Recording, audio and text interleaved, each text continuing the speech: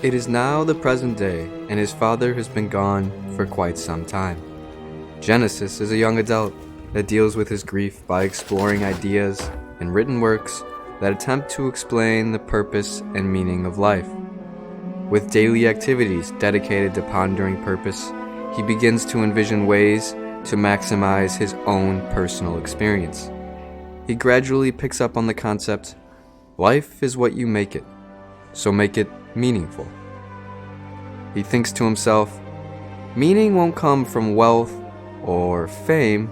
No, it has to be something courageous, like what my father did by making his patent available to the public and not signing it over to those greedy loan sharks. Many different options cross his mind. Firefighter? Maybe I'll become an FBI agent or an auditor. Maybe an astronaut? But these are just means to an end. He continues to think to himself, what is my end goal, my life goal? If I can identify that, I will make every decision in pursuit of that goal. For him, his imagination always returned to the same idea.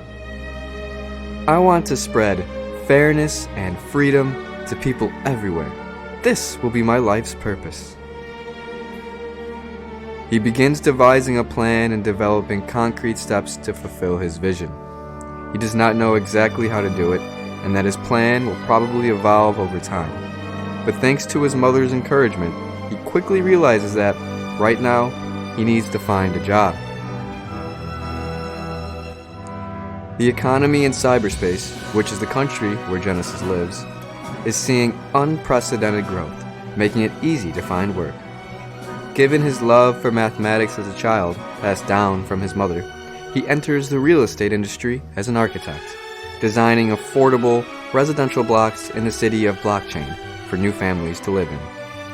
This line of work requires solving complex math problems that allow for the safe construction of new blocks so underserved families can live in comfortable homes.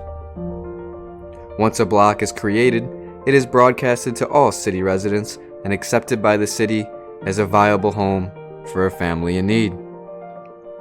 The work is incredibly gratifying for Genesis, and it gives less fortunate people a fair chance at new opportunities and the freedom to pursue happiness. But solving the math problem is not the only challenge. The other challenge is the energy requirement to build these city blocks that is perceived to be unsustainable. Some companies use energy from sources that have more air pollutants than others, leading some cities, mainly progressive ones, to consider banning their operations altogether. This threatens the good Genesis work is doing and bringing so many people in need. In response, Genesis attends an energy hearing before Congress, where he argues adamantly that advanced civilizations use energy, and banning the use of energy is counter to the interest of the cyberspatian people. A short while later, Genesis shares a few words with reporters right outside the White House. Thank you everybody for joining. I'd like to make a statement and then I will take questions. Every advanced civilization uses energy. Energy is neither created nor destroyed, only rearranged. For example, when we breathe, we take in oxygen atoms, which go through a process called cellular respiration.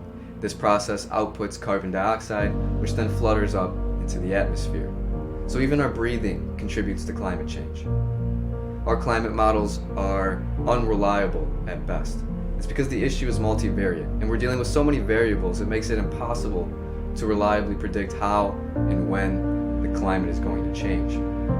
Given this knowledge, we need to be both intelligent and wise in our public policy decision making, and a blanket ban on certain energy sources is neither intelligent nor wise. We do have an energy issue, however, and myself and my team are dedicating resources to finding an energy source that is abundant. While Genesis gave a compelling speech, he was unable to budge the point of view of many politicians, government officials, and leaders because his stance is counter to mainstream opinion. It forces him to think creatively on how he can ensure regulations won't shut his operations down. He loves his work and understands how valuable it is to people that don't have much. He decides to dedicate his early career to solving this energy problem.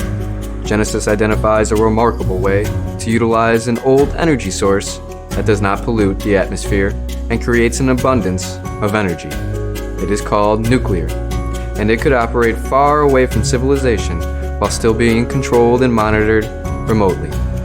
In this way, no one is at risk if a meltdown occurs, which is a risk factor, albeit extremely low, especially with new advances in safety measures. Because of this ingenious solution, all consideration of a ban was mitigated, resulting in a promotion and a lot of notoriety for Genesis.